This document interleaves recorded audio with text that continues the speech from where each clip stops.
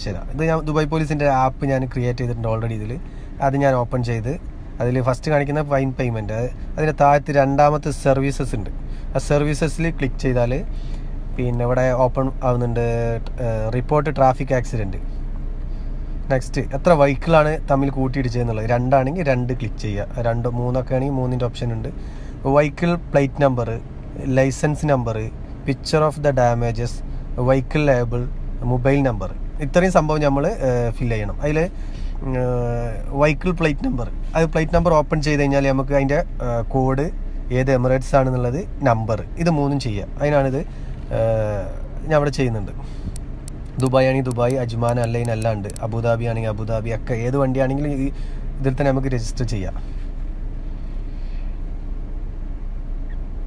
Okay, continue കൊടുത്ത് next licence number എന്ന് പറയുമ്പോൾ നമ്മൾ ലൈസൻസിൻ്റെ പിക്ചറുള്ള ഭാഗത്ത് ഏറ്റവും മുകളിൽ കാണുന്ന നമ്പറാണ് ലൈസൻസ് നമ്പർ. അത് കൊടുത്ത്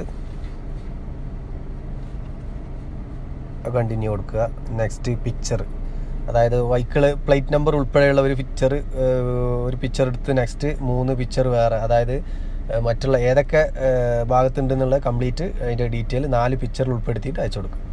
രണ്ടാമത്തെ ആരടുത്താണ് റെസ്പോൺസിബിൾ പേഴ്സൺ ആരാണ്, അവർ ഓക്കെ യെസ് ആണെങ്കിൽ യെസ്, നോ ആണെങ്കിൽ നോ. നിങ്ങളടുത്താണ് പറ്റിയിട്ടുണ്ടെങ്കിൽ യെസ് കൊടുക്കുക, അതല്ലെങ്കിൽ നോ എന്ന് കൊടുക്കുക. മൊബൈൽ നമ്പർ, ഇമെയിൽ ഐ ഡി ഉള്ള ഇമെയിൽ ഐ ഡി ചെയ്താൽ രണ്ടാമത്തെ പേജ് ഓപ്പൺ ആയി. സെയിം അതേപോലെ തന്നെ vehicle plate number, licence number, picture of the damage, responsible person നമ്മൾ ആദ്യം യെസ് എന്നാണ് കൊടുത്തത്, അപ്പോൾ ഇത് നോ എന്ന് കൊടുക്കുക.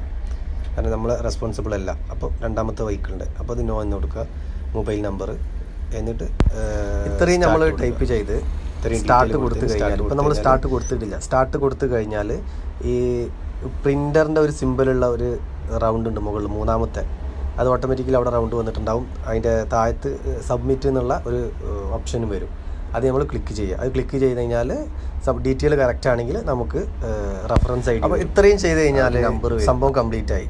അതായത് ആപ്പ് വഴി രജിസ്റ്റർ ചെയ്യേണ്ട കംപ്ലയിൻറ്റ് രജിസ്റ്റർ ചെയ്യേണ്ടത് കംപ്ലീറ്റ് ആയി. അതിന് ശേഷം കണ്ട ലിങ്ക് വരുന്നുണ്ട്, പോലീസിൻ്റെ റിപ്പോർട്ട്, ട്രാഫിക് ആക്സിഡൻറ്റ് റിപ്പോർട്ട് 2 പാർട്ടിക്കും കിട്ടും. അപ്പോൾ അത് വെച്ചിട്ട് പിന്നെ നമുക്ക് നെക്സ്റ്റ് പ്രോസസ്സിങ്, അതായത് വണ്ടി നന്നാക്കാനുള്ള കാര്യങ്ങളിലേക്ക് പോവുക. അത് ഏതെങ്കിലും ഗ്യാരേജിൽ കൊടുത്തു കഴിഞ്ഞാൽ അവർ